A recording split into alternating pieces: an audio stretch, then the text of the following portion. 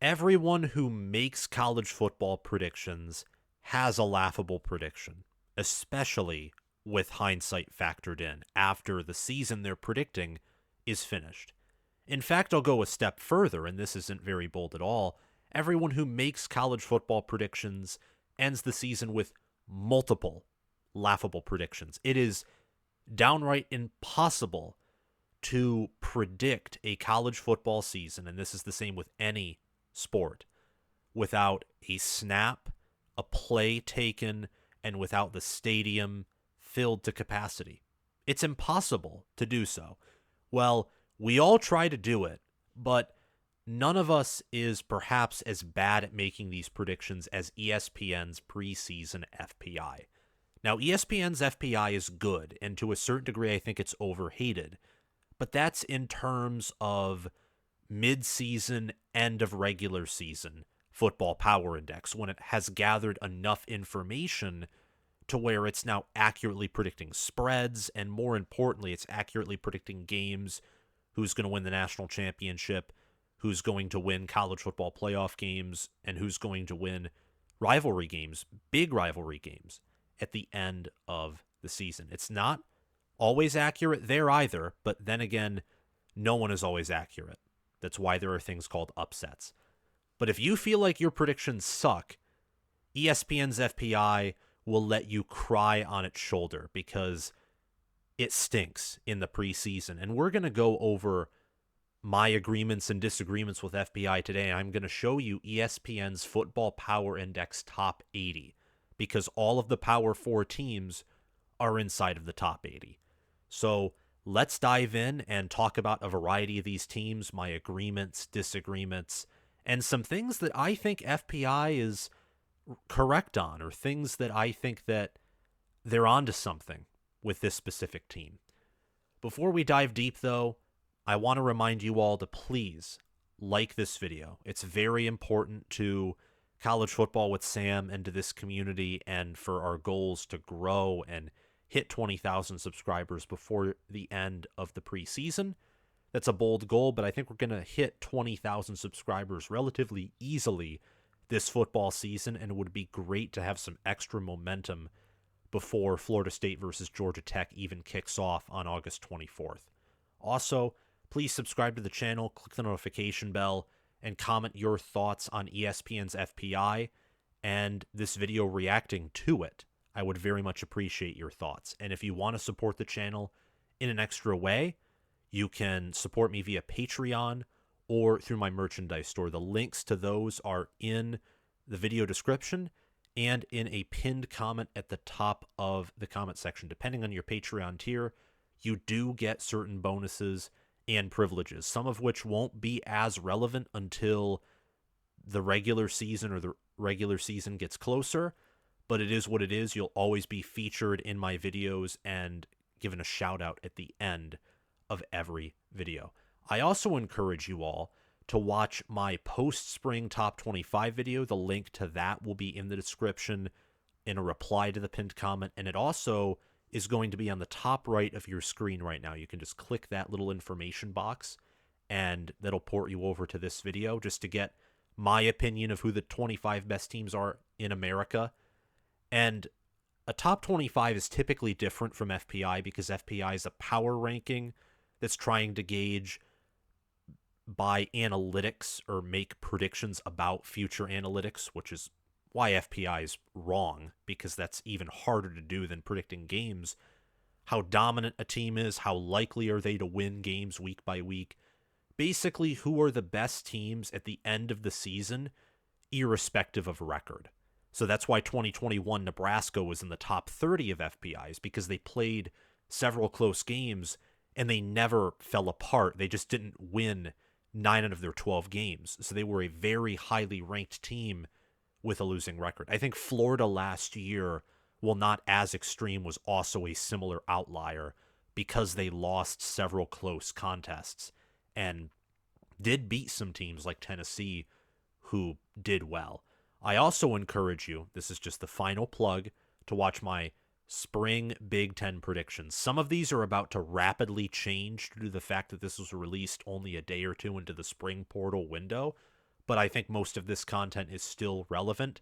I am going to be releasing a new Big Ten predictions video in the month of June, which started today. So stay tuned for that. And a link to that is also in the description, a reply to the pinned comment, and in the top right corner of your screen. But let's actually dive into FPI and see what's going on here. So this is the top 80. You got San Diego State at 80, Liberty at 79th, Houston at 78th, Indiana at 77th, Vanderbilt at 76th, Troy at 75th, Fresno State at 74th, BYU at 73, Virginia at 72, Wake Forest at 71, Syracuse at 70, Tulane at 69, Michigan State at 68, Appalachian State at 67, Memphis at 66, Cincinnati at 65, Washington State at 64th, Arizona State at 63rd, Illinois at 62, Minnesota at 61. One SEC team, that being Vandy, 4 Big Ten teams, 4 Big 12 teams, 3 ACC teams. Just some brief thoughts that I have looking at FPI. FPI takes into account returning production. It also takes into account, I think, the past 3 or 4 seasons in terms of wins and losses. But they mostly, from what I understand, they mostly care about recruiting and returning production and efficiency at the quarterback position. So keep that in mind when looking at these rankings. Some brief thoughts that I have are, is MSU, is Michigan State really this terrible? Looking at this, Indiana is the worst Big Ten team. Michigan State's the second worst per FPI. They're projected to go 5-7. Indiana is projected to go 5-7 as well, but 5.3 and 6.7 because ESPN, it's all about probability and expected outcomes, not exact outcomes. That's why you see, for example, Memphis is predicted to go 7.8 and 4.6 because it's just averages rather than exact numbers in record predictions and even making the college football playoff, winning the national championship, which none of these teams have any shot at doing per FPI, but we'll start talking about those numbers that aren't exactly on the screen as we go up. But Michigan State, are they really that terrible? I mean, they had a good portal class. Jonathan Smith is a great head coach. I know that FPI doesn't take into account coaching too much. That's part of my problem with some of these rankings and some of these major websites is they act like, you know, if a terrible coach gets in a ton of 5 stars and 4 stars, well, he's going to beat the elite coach to death. Well, more likely the case, it's actually going to be the opposite. It's just that great coaches are often great recruiters at the same time because they recognize that it's important. But at the end of the day, Nick Saban was the GOAT, not because he recruited number 1 classes, and this is just my opinion, I could be wrong, but because he was so good at developing, scheming, and built the perfect culture. The number 1 recruiting classes were a big contribution to that. I'm not taking away from it. But if Nick Saban simply recruited in the 10-5 range, some years he wouldn't have won it all, but he would still have multiple national titles under his belt, in my opinion. I think that Michigan and Clemson, and also 2013 Florida State, those are national champions who were just barely across the blue chip ratio. They didn't have a top 10 talent roster. Those teams, in my opinion, are proof that once you get above that blue chip ratio, as long as you have an elite staff, you have the potential to be just as dominant as a team that has multiple higher ceiling players and a higher ceiling talent roster. That's how much I think scheme and coaching matters in college football. And Michigan State has an elite head coach with an elite staff, in my opinion, and they brought in a good portal class.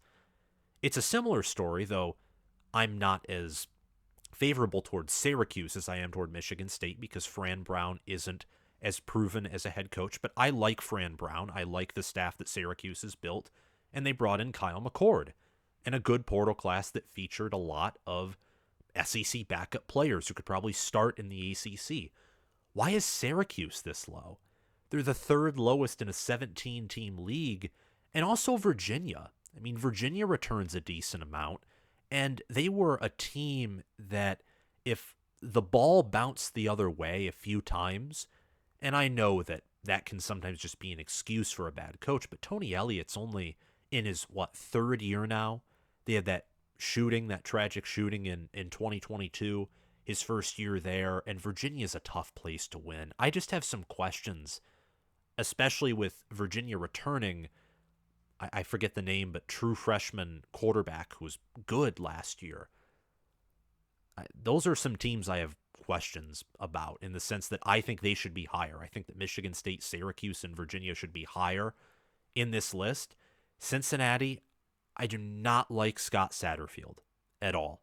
I don't. The fact that Jeff Brom came in and immediately took that team to the ACC championship game and beat Notre Dame, competed with Florida State, I think is just evident that Scott Satterfield he's just not a good coach. If anything, he might have fallen up, or he might have just, I don't know exactly what the term is, but he escaped a firing, I think, at Louisville. Illinois, Brett Bielema, he's won in the Big Ten before, and I think they have some potential to them. But after last year, I just don't exactly know. They returned more production than they did entering the 2023 season, but entering the 2022 season, Illinois lost a ton of production and was really good and ranked in the top 20 for much of the year. So Illinois, I think, is a wild card, but I'd lean toward them being lower, potentially the same with Minnesota. And Vanderbilt's just an abject disaster. I don't even think they should be inside of the top 80. I think that they're probably the worst Power 4 team out there. Probably. It's not definite. But those are my takeaways for teams 80 through 61. We're not going to spend too much time on them because most of those teams outside of, again, I think Michigan State, Syracuse, some of those group of 5 teams, the American also being a strong conference. I didn't touch much on that yet, but I think you saw that on the screen. There are several American teams ranked inside of the top 80. Yeah, Syracuse, Michigan State, Virginia, and Minnesota, potentially Illinois, could be teams that go bowling or perhaps contend for better things. Not conference championships, but maybe being ranked or being a surprise team that if their schedule's easy enough, regardless of what we think in the preseason, maybe they can contend for a playoff spot if it's a very down year. But that's very hot take for any of those teams outside of Syracuse, who has a ridiculously easy schedule and a good quarterback in Kyle McCord. But let's move on now here. Purdue's at 60th. I actually like that from FPI. Purdue has much better trench play than I think anyone would care to admit. Stanford at 59th. I like that as well. They return a lot in production, have a good quarterback, and I think an underrated schemer as a head coach. Boston College at 58th, Northwestern at 57th, UTSA at 56th, Baylor at 55th.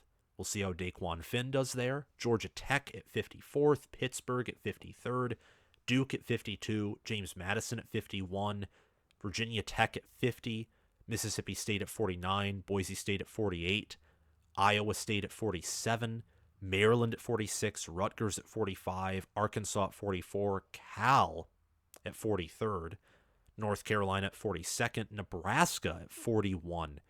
2 SEC teams, Arkansas, Mississippi State, and again, all the Power 4 teams are inside the top 80, so you already know that the SEC is just going to be packed inside of the top 40. And 5 Big 10 teams, 2 Big 12 teams, 8 ACC teams. Just goes to show that I think I'm right. I think this is something that FPI is also correct on, that the ACC is the weakest conference in the Power 4. Boise State seems to be the group of 5 favorite according to this. James Madison's also in contention for that, along with UTSA. And again, Liberty being all the way down, just barely inside of the top 80. I'd rank Liberty higher, but then again, I don't know the group of 5 as well as the Power 4, so I refrained from putting that in some of my takeaways and opinions. The Power 4, though, is tighter. I don't know if I'm correct on this, but seeing this many Power 4 teams inside of the top 60 and so few group of 5 teams shows that I think the gap between the two groups of conferences is getting wider, which makes sense. We've now had, what, 3 seasons of the portal wreaking havoc, and this past season, even more chaos because of the two portal windows and less restrictions. You now have an unlimited amount of transfers per student athlete.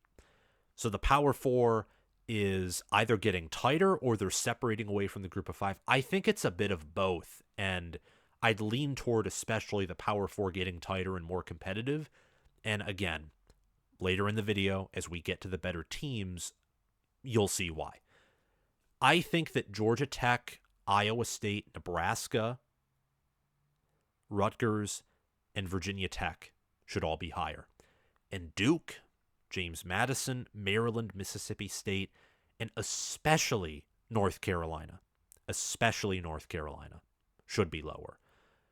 Duke, James Madison, Maryland, and Mississippi State are teams that, by returning production, by Duke, JMU, and Mississippi State having new staffs, and Maryland basically losing everyone of importance outside of some offensive linemen and maybe, some wide receivers as well. But outside of that, losing everyone.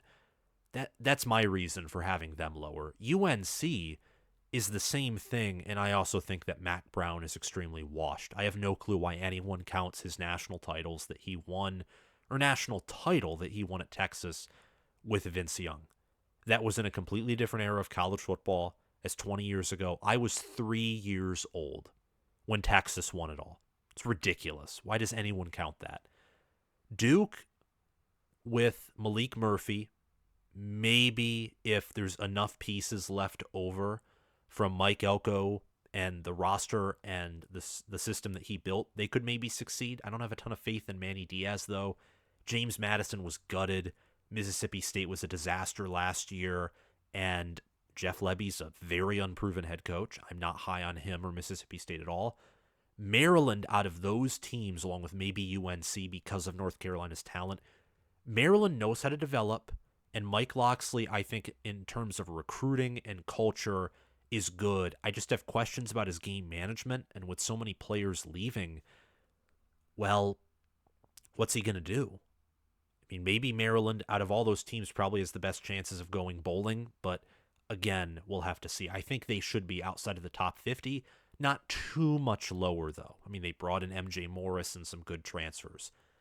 Going back to the teams that should be higher, Nebraska, I think that FPI's reliance on priors, the fact that Nebraska hasn't had a single winning season that FPI cares about because the last one was in 2016, I think that's what's holding Nebraska back, along with the fact that their quarterback's a true freshman, but who could be a very good true freshman, Dylan Raiola. They're top 25 in returning production. I love their defense. Their O-line got much better last year than any Frost O-line. Nebraska is a team that I am very high on, and I have more evidence, in my opinion, to back this up than I did when I was high on Frost's 2022 squadron. This time is different. I think this Nebraska team is different, will be different. Georgia Tech, I think, is a similar story. They return a lot of production. Haynes King had problems with turnovers, and the defense wasn't good, but they return so much, and even with their tough schedule, they return a lot. I like Brent Key. He's physical, great developer. I don't know much about him as a game manager because I don't watch the ACC or haven't a ton, but I study as much college football as I can, and I like the situation that Georgia Tech is in. Iowa State, Rutgers, and Virginia Tech is purely based off of returning production, and the fact that I think all of their head coaches are at least respectable, at most good, potentially great. Let's crack the top 40. UCLA is at 40th, Wisconsin at 39th, Oregon State at 38th, Iowa at 37th, Colorado at 36th. That's purely because Shedeur Sanders is coming back. West Virginia at 35th, Kentucky at 34, South Carolina at 33. I don't know about that. UCF at 32, Washington, oh boy, at 31, TCU at 30, Texas Tech at 29, NC State at 28. That's, I think, a selection that I like. Utah at 27th, Oklahoma State at 26th, SMU at 25, Arizona at 24, Miami at 23, at least they're in the top 25, Kansas State at 22, Louisville at 21. Louisville is a team that maybe I should be higher on than I am right now. But let's talk about a few things first. Looking at this, again, only 2 SEC teams up here. That means there are double-digit SEC teams inside of the top 20. How do you all feel about that? South Carolina and Kentucky are viewed as better than Iowa, Wisconsin, West Virginia, and probably most ESPN or CBS or anyone who watches football. And by anyone, I mean more so leaning casual or having a bigger audience or working for a corporation. Some would even say that Kentucky and South Carolina should be in the top 30, like ahead of Utah or ahead of Oklahoma State. Whatever. The Big 12 is deep. That's my takeaway from looking at the top 40, because there are 9 Big 12 teams inside of the top 40. And that also means the league is going to be super competitive. And there's only one Big 12 team inside of the top 20. If you've been paying close attention to these rankings, you know who they are. And I love that they're in the top 20, but we'll get to them again in a few minutes. The Big 12 is extremely deep.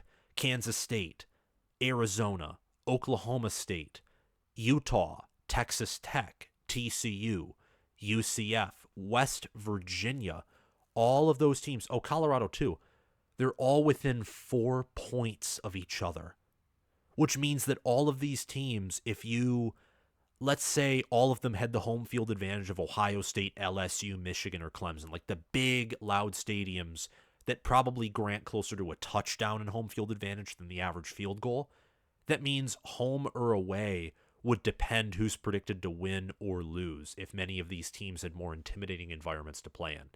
That's awesome. That means there's going to be a lot of competition. And all of these Big 12 teams are projected to go bowling or at most get 8 wins. In the case of Kansas State, maybe 9. So the Big 12, I think, is going to be very entertaining. And we've crawled up these rankings, and the Big 10 doesn't have a lot of teams inside of the top 20, but we know, or at least we can kind of guess, that the 4 favorites, Michigan, Penn State, Oregon, and Ohio State, should be in the top 10, right? So the Big 10 is going to be top heavy, but we'll see if all those teams are in the top 10. Hint, they are not. I think that Iowa, Miami, Utah, and Wisconsin should be higher. Utah should be in the top 20. Returning production plus Cameron Rising, who, because he didn't play last year, he isn't factored into returning production, but he's experienced, he's good. I don't know how he'll bounce back from his injury, but I expect him to at least be serviceable, which would be worse than he was in 21 and 22. A serviceable quarterback to Utah with a healthy defense and an offense that used the portal well and returns production, that's a team that's much better than 30th. And I don't really hate to say it. It's just because Utah doesn't have any returning production from last year at quarterback, and they don't recruit high. That's why they're not in the top 20. That's the simple formula, the simple one to determine these rankings for preseason FPI. And I don't have any inner knowledge of FPI, but I'm assuming the preseason formula is relatively simple because of how wonky these rankings are. But then as time progresses, they really average out, and that's where I think the complexity of FPI comes in. And that's, again, when it gets better. I'm not criticizing FPI as a whole, just observing the preseason rankings, seeing things that I agree with, disagree with, etc. I agree with Oklahoma State's placement, for example. I'm probably going to move them inside of my top 25 after just paying attention to their roster and doing some research.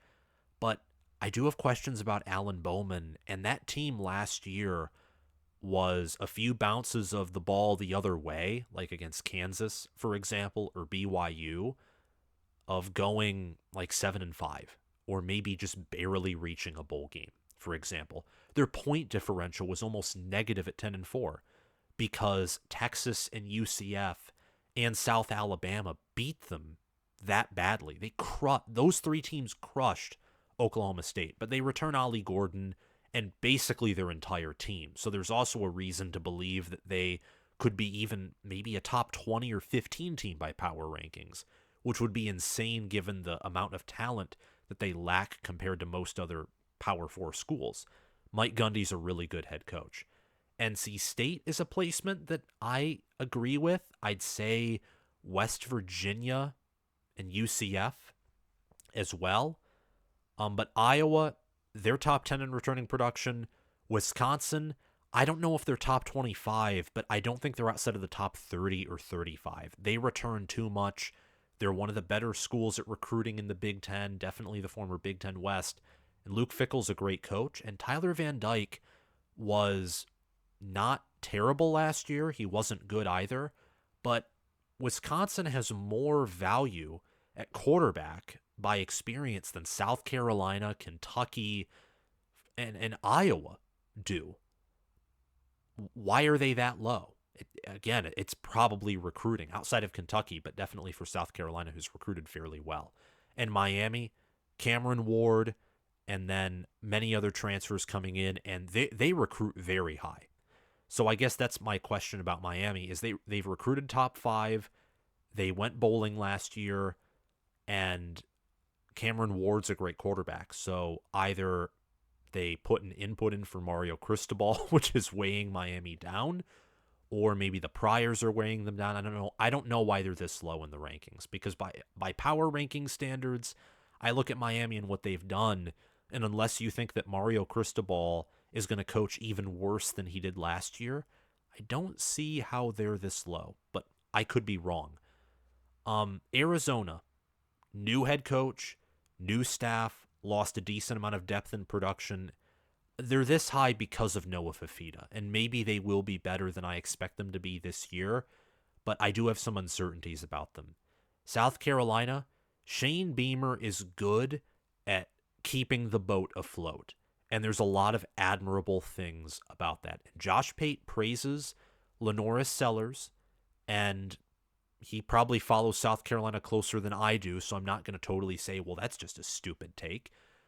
But their season last year was not good. I mean, they made North Carolina's defense look like it had Chase Young and the Bosa brothers with their pass rush. And UNC's defense, of course, was garbage, like it always has been and always will be under Mac Brown.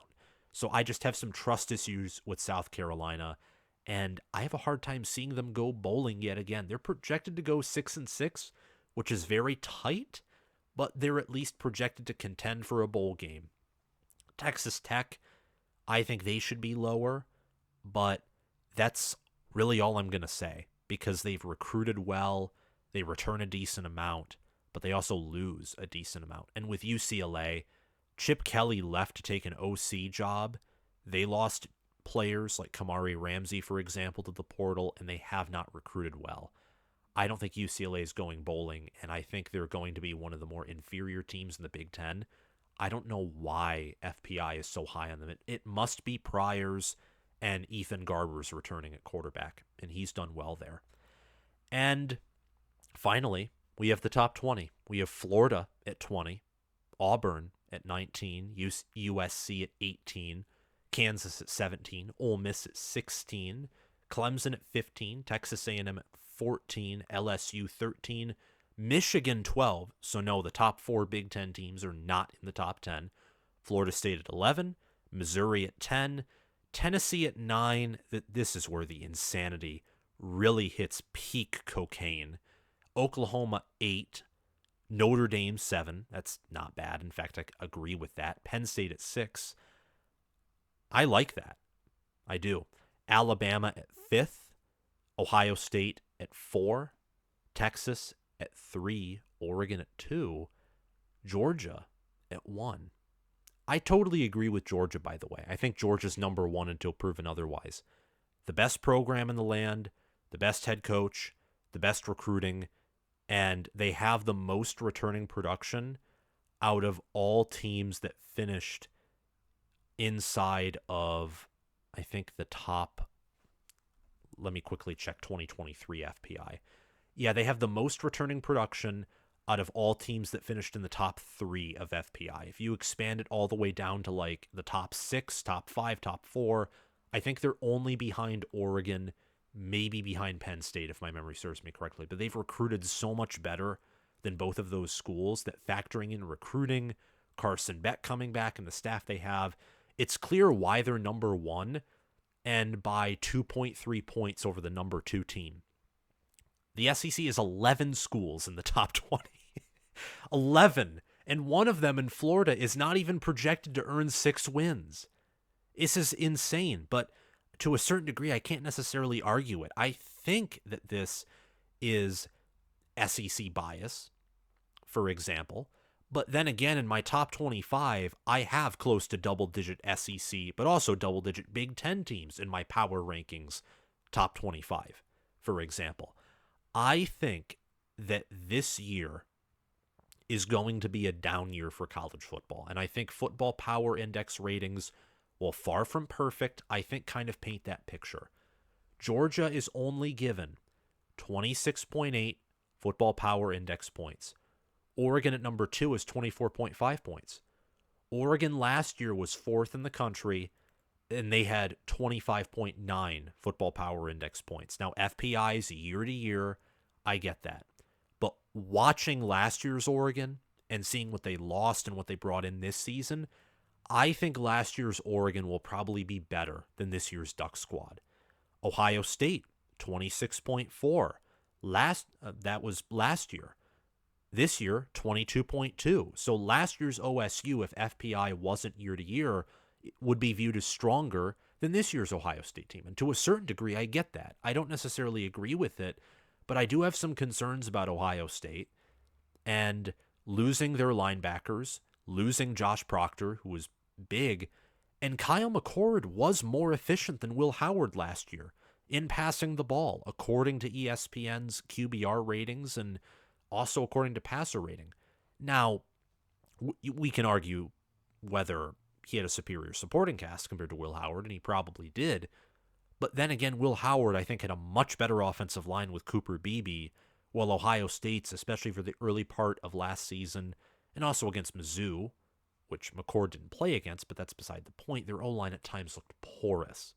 So we'll just have to see, really. I mean, a lot of these rankings, I think, in the top 20 are wonky, but I don't disagree with all of them necessarily. Also, Michigan last year, 28.4 football power index points. Georgia this year, 26.8. Georgia, out of all the number 1 teams that FPI covers, I'm just going to quickly check 2005 and 2006, but if my memory serves me correctly, all of the teams that FPI has recorded who've earned the number 1 ranking outside of 2006 Ohio State and 2007 Oklahoma, who were ranked number 1, every other number 1 team at the end of the year per FPI had a higher power rating than this year's Georgia is projected to have. This year's Georgia, along with, along with Texas, is the only team inside of the top 10 who is projected to improve on their power ranking compared to their ranking last year. And yet teams like Tennessee and Missouri, they're moving up. So what I think these ratings are telling us is either, and I think it's a mix of both, this year is going to be super weak and super chaotic. It's also a combination of the fact that the average Power 4 team, especially at the lower levels, is getting better. So, for example, your Rutgers and Maryland is improving at a greater rate than your Georgia and Michigan are. The portal is also helping the smaller and medium-sized Power 4 schools. They are, because they're still Power 4 schools getting Power 4 revenue, and some of them have pretty big donor bases, and they have these players, especially from the group of 5 who are good and want to transfer to the Power 4, they have greater opportunities to start and compete at these smaller schools. So if they want to get on the field, you're going to go to Michigan State or Wisconsin or Nebraska, or if you're on defense, which would be rare because Iowa's defense is super deep, but Iowa or Rutgers or Kentucky or South Carolina or Texas A&M, who brought in a massive class, or Ole Miss, these teams that are trying to become elite or who are in the middle or even at the lower levels trying to go bowling, players are more inclined to transfer there, especially in large numbers, than to Ohio State or Michigan or Penn State or Oregon or Georgia. Oregon and Texas and Georgia brought in double-digit transfers, which is crazy. And yet again, that was double-digit as in like 10, 11, or 12 compared to some of these other schools like A&M, who brought in close to 30. Same thing with Ole Miss. By the way, Ole Miss is very low. And I think that along with them, Ohio State, Missouri, Michigan, and I'd say even Penn State should be higher. Now, Penn State's at 6th, and I have them at 7th in my top 25. So why would I say they should be higher? I think that they should be higher just in terms of their FPI score. They only have a 19.8 score. Now, again, it's year to year, but last year's Penn State had a 24.6 score, which was probably a little too high. I think this year's Penn State, mainly because of Andy Kotelnicki, but also because they're stacking good recruiting classes and they return a lot of production, this year's Penn State team I think will be the same, maybe better than last year's Penn State team. Much better offense, probably a slightly worse defense. And I think that also Penn State, they're projected to go 10-2, which is understandable because USC and Wisconsin are on their schedule along with Ohio State. They should be projected to win more games. So this isn't placement.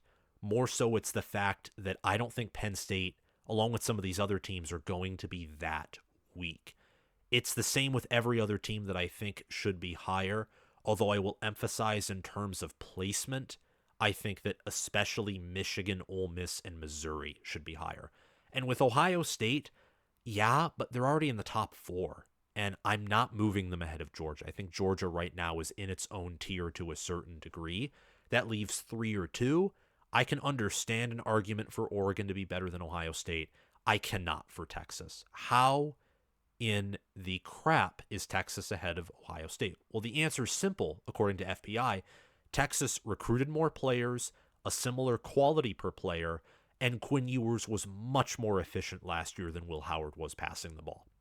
That's your simple explanation as to why Texas is ahead of Ohio State. No care about the fact that Ryan Day's game management is better than Steve Sarkisian's. No care about the fact that Ohio State's returning more starters and is deeper than Texas.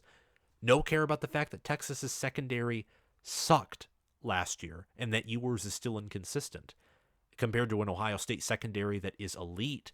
And even though Texas is the better O-line than Ohio State, which is pretty important, when you have a defense that's projected to be number 1 and an offense that is probably underrated by some people versus a Texas team that has a lot of questions everywhere on defense, I have a hard time buying that Texas is going to be better than Ohio State.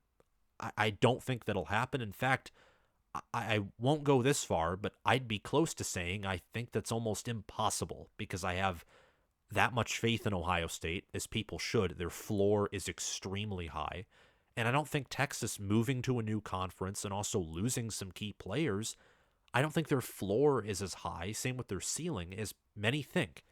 But that's my own personal opinion. Michigan, they only return 40% of their production. They have questions at quarterback and receiver.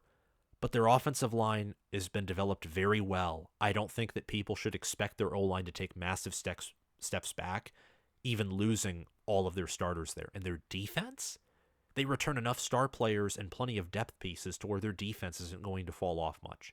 And look at Bill Connolly's SP+, where Michigan is within a touchdown of, I think, every team in the top 10, except for Georgia. Or they're higher than most teams in the top 10 because they're rated 7th according to Bill Connolly's SP+, which is better than FPI.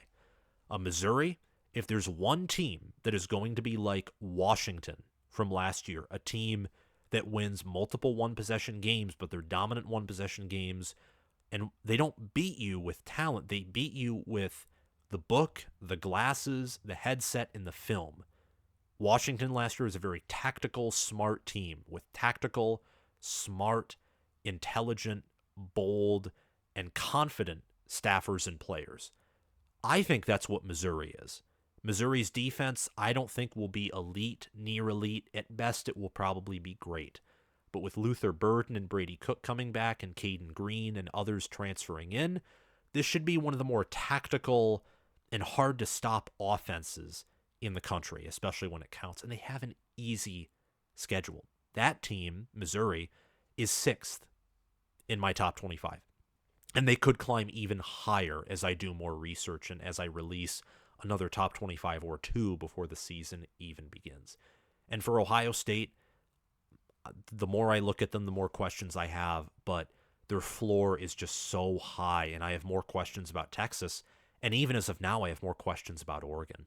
Again, this year's also down, so I have questions about everyone, including Georgia. Like I have questions about defensive tackle at Georgia, or how will their offensive coordinator, whose name I'm blanking on right now, Mike Bobo, how will he do in big games? Because I think it's clear right now he's not as good as Todd Monken.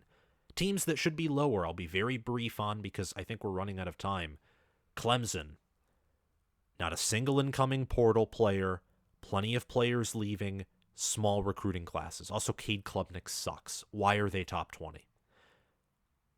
I maybe that shows that my belief that preseason FPI is simple is misguided, or priors are factored in, and since so much has changed over the past 2 years, Clemson's consistency of at least winning 9, 10, or 11 games helps them.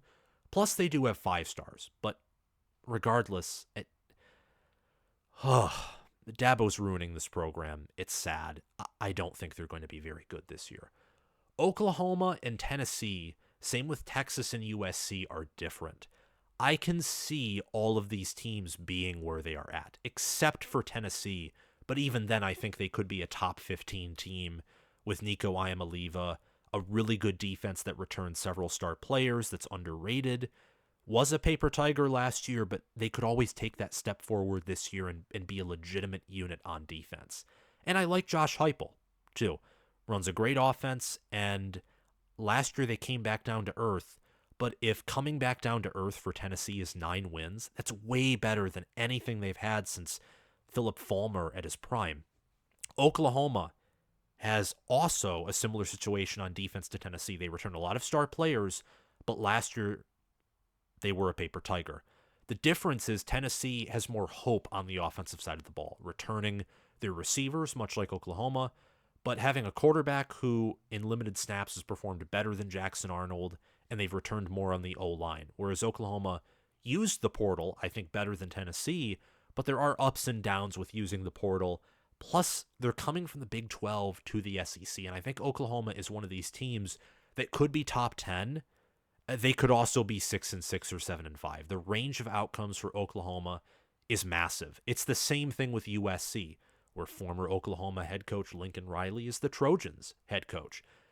If the defensive staff gets everything right and USC is a top 50 defense with a top 10 offense, which you can pretty much guarantee they'll have, this team can contend to win it all.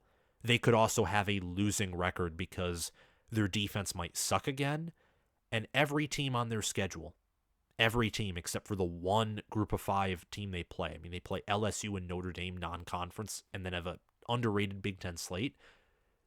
USC could average giving up over 200 rushing yards per game because most teams they face, the majority of teams they face, will have top 25 offensive lines. And USC doesn't have anyone on defense right now who can stop the run.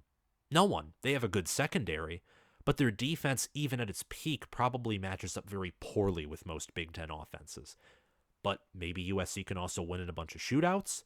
Maybe Bear Alexander and some of these other defensive linemen can come through.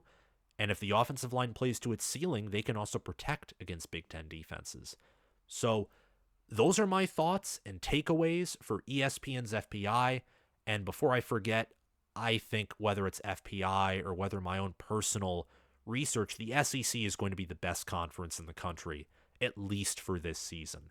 In the future, I do like the outlook of the Big Ten, given they have 2 additional teams, and California's talent-rich, Oregon has an elite program, Washington, I think, still has some pieces in their system to be a great program. But this year, it is the SEC. And it's not just that way overall, like it was last year, but the Big Ten, I think, had Ohio State and Michigan, who were some of the best teams at the top. Even the top teams this year, I'm specifically looking at Georgia, I think are also in the SEC. At least the best team in the land is also the best team in the SEC. Thank you all so much for watching this video. Remember to hit that like button, subscribe to the channel, click the notification bell, and comment your thoughts on this video down below. Thanks to Crash2488, Chris Lane, Connor Little OH, John Lynn, Roaming Gnome, Matthew Sale, Austin Christmas, and Janisha Cockrell for being supporters of this channel in the month of June. Check out the Patreon channel and consider supporting if you haven't already. And have a nice day, everyone. I will see you all around. Bye-bye.